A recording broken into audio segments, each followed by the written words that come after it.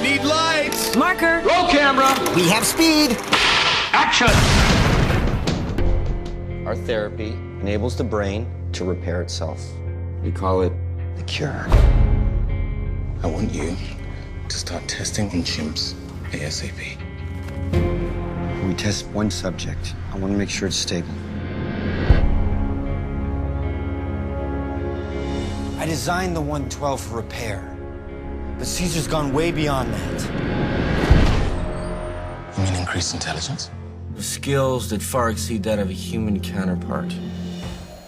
That's James Franco as Will Rodman, a scientist who believes he's found the cure for Alzheimer's and gets the green light to test it on some chimpanzees in the new movie, Rise of the Planet of the Apes. Well, he decides to test it on his favorite chimp, Caesar. Well, Caesar's tests are just unbelievable. This could be much more than just a cure for Alzheimer's. It could be a cure for many mental diseases. And they're all very excited about it.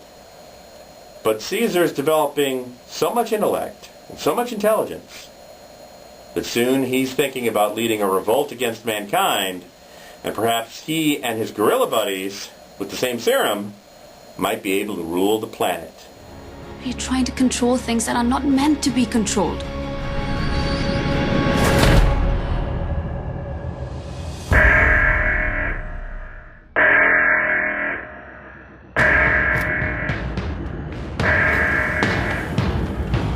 They are contaminated. Put those apes down. You have no idea what you're dealing with.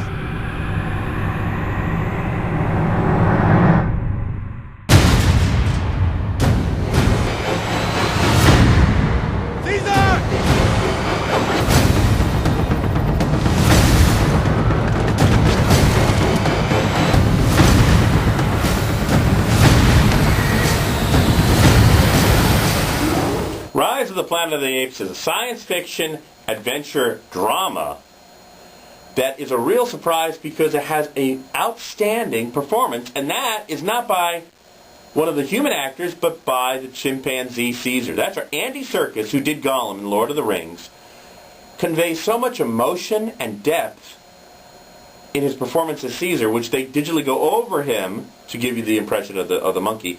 There's compassion, there's rage, there's anger, there's empathy. He outacts everybody in the film, except possibly for John Lithgow as James Franco's character's father, who's suffering from Alzheimer's. He gives such a subtle yet effective performance as a man starting to lose his memory, starting to lose his identity, starting to remember what exactly things are for.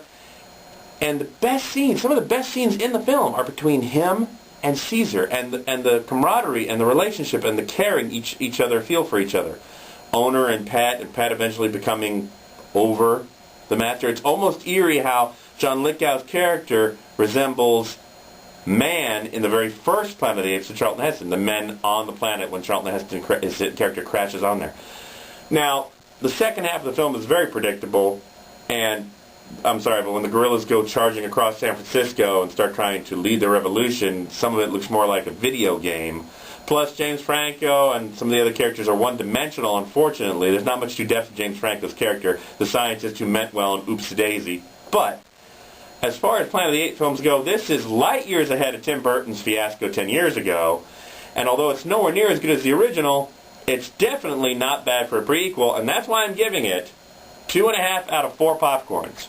You might want to rise up and go to the theater and see Rise of the Planet of the Apes on the big screen. I think you're going to be entertained. With Count the Movies, I'm Kim Finnerty, online and on the air every Sunday afternoon at 1 on AM 600 Kogo.